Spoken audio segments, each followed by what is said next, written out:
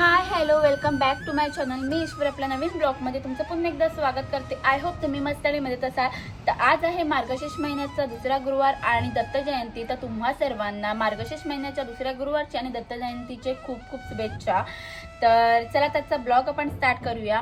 मी मार्गशीर्ष महिन्याची पूजा कशी मांडली आहे हे तुम्हाला दाखवते। आणि मी पूजा आज दाखवणार होती पण भाव्या लहान आहे तर ती अजिबात राहिली नाही, त्यामुळे मला पूजा काही तुम्हाला दाखवता आली नाही। आणि आज मी पहिल्यांदाच देवीला साडी नेसवली आहे, करायला साडी नेसवली आहे। तर ती सुद्धा बघा आणि ती कशी वाटते ते सुद्धा मला नक्की सांगा। चला आता आपण जाऊया। तर अशी काहीशी गुरुवारची पूजा मांडली आहे। इकडे देवीला सजवलं आहे। आज देवीला मी साडी पहिल्यांदा नेसली आहे आणि ही साडी मी कशी नेसली आहे ते मला कमेंट करून नक्की सांगा आणि मी देवीला कसं सजवलं आहे ते। तर देवीला एकविराईचा मुखवटा लावला आहे, आमची कुलस्वामिनी आहे तर मी एकविरेवरून आणलेला तो मस्त वेणी हार, त्याच्यानंतर दागिने घातले आहेत, बांगड्या घातल्या आहेत आणि माझी जी साडी होती पैठणी साडी ती नेसली आहे। आणि खालती आहे पाट मांडलाय।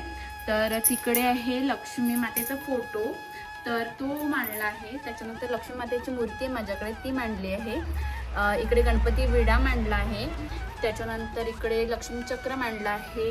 केळी आणलेली 1 डझन, आता सर्वजण पाया पडायला आले तर त्यांना दिली। त्याच्यानंतर आरतीचं ताट, दिवा, अगरबत्ती लावली होती।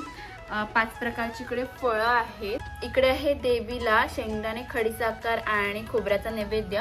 दर्शनाला कोण येईल त्यांना देण्यासाठी हे खडीसाखर आणि शेंगदाण्याचा प्रसाद ठेवलाय।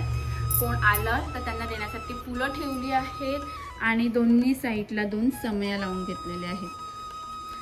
आणि इकडे देवाच्या समोर फुलांची रांगोळी काढून घेतली आणि पानांची रांगोळी काढून घेतली आणि अशी लक्ष्मीची पावलं बनवली आहेत। मला अजून त्याच्यावर फिनिशिंग करायची आहे, पण सध्या जर पूजा आहे त्यामुळे मी मांडली आहे।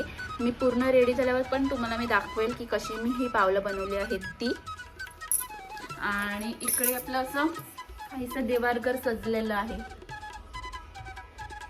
तर आपण बाहेर आलो आहोत आणि मी उंतराला हळदीचं लेपन कसं केलं आहे आणि रांगोळी कशी काढली ते दाखवते।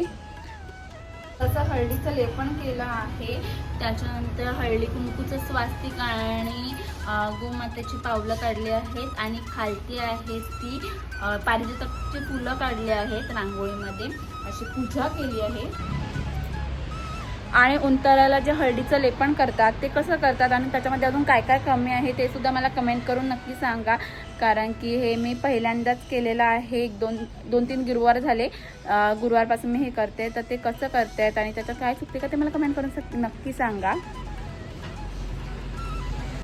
आता मी किचनमध्ये आली आहे आणि ना आज आहे ना मी उपवासासाठी साबुदाण्याची खिचडी बनवली होती।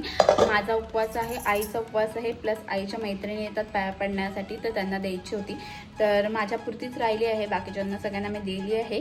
तर ती साबुदाण्याची खिचडी दाखवते आणि त्याच्यानंतर बनाना मिल्कशेकची रेसिपी दाखवते। अशी काहीशी साबुदाण्याची खिचडी बनवली आहे। तर आहे ना मी 2 बनाना घेतले आहेत। तुम्हाला जर जाडसर खायचं असेल तर तुम्ही बनानाची क्वांटिटी जास्त सुद्धा करू शकता। आता ते मी कापते आणि मिक्सरच्या भांड्यामध्ये टाकते।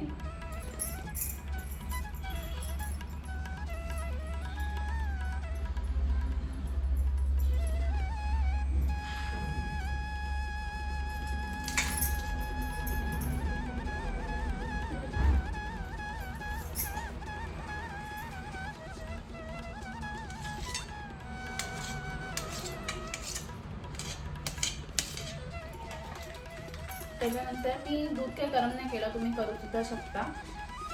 गरम करून पण फ्रीजमध्ये तुम्ही थंड व्हायला ठेवू शकता। आणि जास्त नाही, थोडीशी साखर घालायची आहे कारण की बनाना गोड असतं। आणि जर तुम्हाला तुम्ही साखर वगैरे खात नसाल तर तुम्ही साखर अवॉइड सुद्धा करू शकता। आणि जर तुम्हाला तूप वगैरे आवडत असेल तर तूप सुद्धा तुम्ही ह्याच्यामध्ये घालू शकता। मी कधी कधी तूप टाकून सुद्धा हे मिल्कशेक बनवते।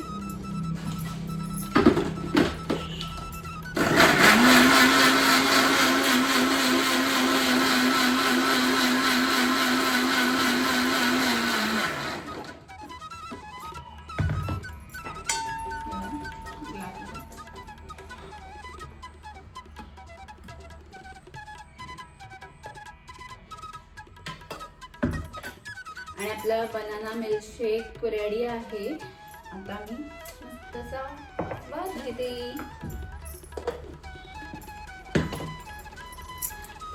तुम्हाला हवं असेल तर तुम्ही बारीक बारीक केळीचे काप सुद्धा ह्याच्यामध्ये करून घालू शकता.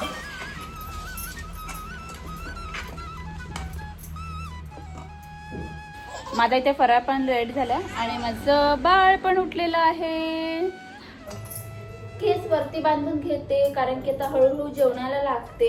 आणि ना आमच्या इकडे ना कांबोडला दत्त जयंतीची यात्रा असते, तर तिकडे जेवल्यावर उपवास ते सोडल्यावर जाऊन यायचं आहे. सो आता पटापट जेवण करायला घेते. आणि आज जेवणामध्ये काय काय करते ते बघा. सगळ्यात पहिलं आहे ना ती डाळ भिजत टाकते.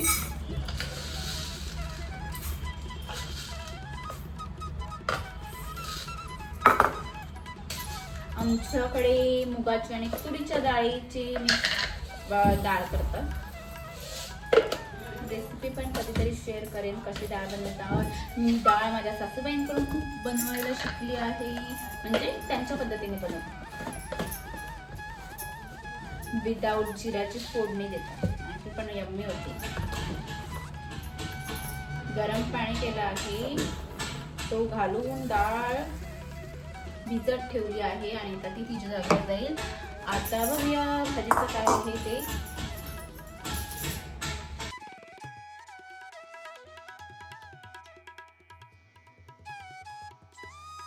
भाजी कापून तयार आहे.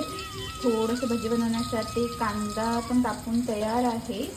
आणि इकडे शिजत आहे आपली डाळ आणि एका साईडला चालू आहे भाजीची फोडणी.